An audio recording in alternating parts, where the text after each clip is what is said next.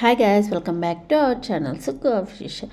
ఈ వీకెండ్ అయితే మేము బాలాజీ టెంపుల్కి వెళ్తున్నామండి. అది హైదరాబాద్లో ఉన్న చిలుకూరి బాలాజీ టెంపుల్ అనమాట. ఈ యాక్చువల్గా మేము జీడిమెట్లలో స్టార్ట్ అయ్యాము.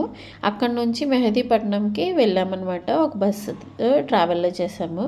మరి మెహదీపట్నం నుంచి చిలుకూరి బాలాజీకి ఇంకో బస్సులో ట్రావెల్ చేసాము. మెహదీపట్నం నుంచి చిలుకూరి బాలాజీకి 20 కిలోమీటర్స్ అయితే ఉంది.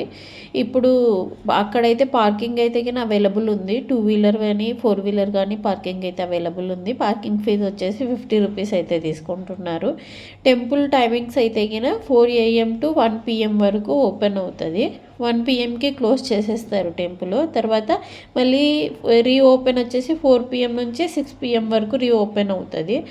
ఇక్కడైతే కొబ్బరికాయలు 120 రూపీస్ తీసుకుంటున్నారండి. పర్చేసింగ్లో 2 కొబ్బరికాయలు ఇస్తున్నారు. అలాగే దాంతోపాటు ఒక మాల, ఇంకొకటి ఆకుతో చేసింది మాల 2 ఇస్తున్నారు. మీరు కావాలంటే అక్కడ కూడా తీసుకోవచ్చు. ఇకపోతే టెంపుల్ హిస్టరీలో అయితే భూలోకంలో వెంకటేశ్వర స్వామి అయితే తిరుమలలో అవతరించిన స్వామి. ఫస్ట్ చిలుకూరి క్షేత్రంలో ఒక భక్తుడి కోసమే స్వామివారు స్వయంగా వెలిసారంటారు. ఒక భక్తుడు చిలుకూరి నుంచి తిరుమలకి నడుచుకుంటూ వెళ్ళేవాడట. అలా వెళ్ళే ఆ భక్తుడికి వయసు ఎక్కువ అవ్వడంతో చాలా ఇబ్బంది అనిపించింది.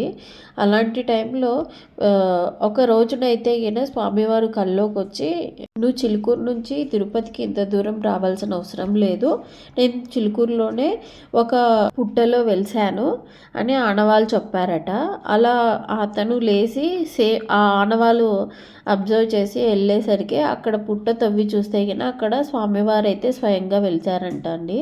ఆ విగ్రహాన్ని తీసి ఇప్పుడు చిలుకూరులో ప్రతిష్ఠించారు. అందుకనేసే ఇది చిలుకూరి బాలాజీ టెంపుల్ అయ్యింది.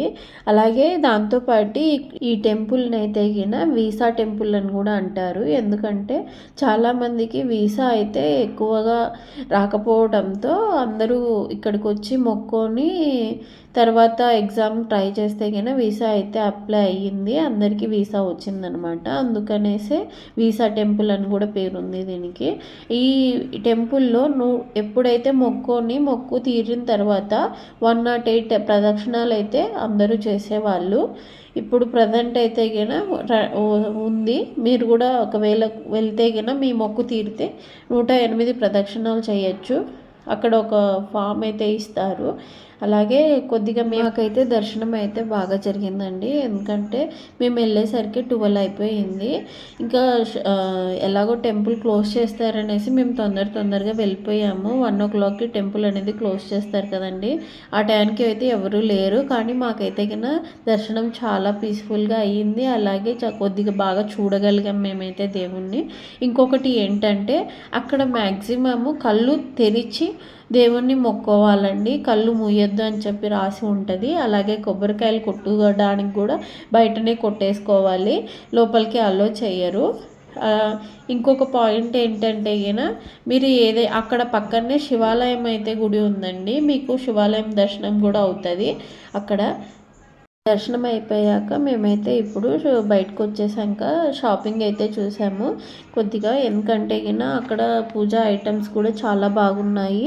కొద్దిగా రేట్ ఎక్కువనే చెప్తున్నారు. బార్గెనింగ్ చేస్తే తక్కువకే ఇస్తారు. అక్కడైతే చాలా ఐటమ్స్ అయితే ఉన్నాయి. చిన్నపిల్లలకి ఆడుకోవాల్సినవి, అలాగే వంట సామాన్లు కానీ. ఇప్పుడు నాన్ స్టిక్ ఎవరు వాడకూడదు అని చెప్పేసి అన్నీ తీసేస్తున్నారు కదా, అందుకని నాన్ స్టిక్ కాకుండా వేరేవి కూడా ఉన్నాయి. అలాగే పిల్లలకి కావాల్సిన పెన్నులు, క్యాప్స్, అలాగే బొమ్మలు కానీ, మళ్ళీ ప్రసాదపు కానీ అన్నీ చాలానే అయితే ఉన్నాయి. కాకపోతే రేట్ ఎక్కువ చెప్తున్నారు. మీరు ఆలోచించి తీసుకోవాలి. అలాగే ఒకవేళ కుదిరితే బార్గెనింగ్ చేస్తే తగ్గిస్తారు. మీరైతే మోసపోకండి. అక్కడ కొంతమంది మోసం చేసే వాళ్ళు కూడా ఉండొచ్చు. అదే చేస్తారు అని నేను చెప్పట్లేదు, కానీ జాగ్రత్తగా ఉంటే మంచిదని చెప్తున్నాను. ఇలా ఇంటి ముందర వేసే బొమ్మతో పాటు అక్కడ అచ్చు కూడా దొరుకుతుంది. మీకు A to Z అనేది అక్కడ దొరుకుతుందండి. దాంట్లో టైప్స్ కూడా చాలానే చూపిస్తున్నారు. ఈ వీడియో మీకు నచ్చినట్లయితే లైక్ చేయండి, షేర్ చేయండి, అలాగే కమెంట్ చేయండి. మీ లైక్ అనేది చేయడం ద్వారా ఈ వీడియో ఇంకొకరికి రీచ్ అవుతుంది. Thank you so much. Watch for more videos. అలాగే ఈ లైక్ అనేది నాకు ఒక ఎంకరేజింగ్గా ఉంటుంది. Thank you so much.